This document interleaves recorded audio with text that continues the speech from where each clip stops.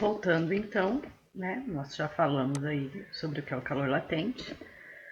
E agora como se calcula essa quantidade de calor latente, tá? Então eu vou precisar da massa do corpo em gramas, do calor latente de fusão ou de vaporização. Lembra do calor específico usado lá no calor sensível? E da água a gente sabe que é 1 caloria por grama grau Celsius.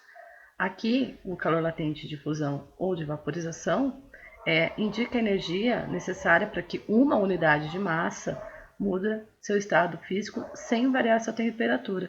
Enquanto o Czinho lá do calor sensível era para alterar a temperatura, aqui no calor latente é por uma unidade de massa para variar o seu estado físico. Quando a gente começar a trabalhar com a resolução de exercícios, vocês vão verificar a diferença entre usar o calor latente e o calor específico. Então, o primeiro ponto é entender a diferença entre os dois e como se calcula o calor latente, que é o produto da massa vezes o calor latente de fusão ou de vaporização, vai depender do processo, né, da mudança de estado físico que acontecer com esse corpo, com essa massa, com essa amostra. Tranquilo? Unidade, né, do calor latente aqui é no SI joules por quilograma e na prática calorias por grama grau Celsius. Os dois são muito utilizados em resoluções de exercícios de vestibulares. Tranquilo? Lembrando então que Q é a quantidade de calor latente, a unidade sempre em calorias, M é a massa do corpo, utilizada em gramas, e L é o calor latente de fusão ou vaporização. Então note que na prática, calorias por gramas. Beleza até aqui? Bom, coloquei mais uma tela para a gente recordar os tempos de Fundamental 2 e até mesmo no ensino médio, o nome dos processos de mudança de estado físico. Tranquilo? Vou dar uma pausa aí na tela, só para a gente recordar.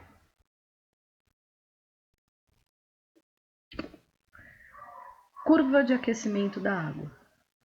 Se a gente pensar em vestibular, em simulado, a curva de aquecimento da água é super importante, o entendimento da curva de aquecimento da água, tá ok?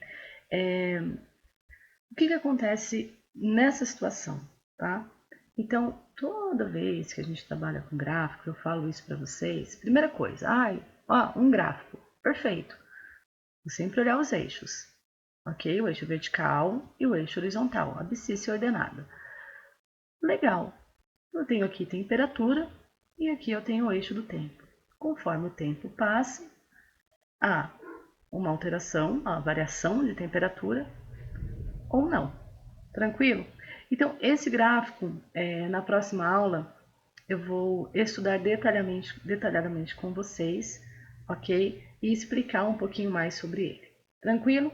Então eu pauso para que a gente faça uma reflexão desses dois últimos vídeos e aí eu volto explicando detalhadamente aí a curva de aquecimento da água.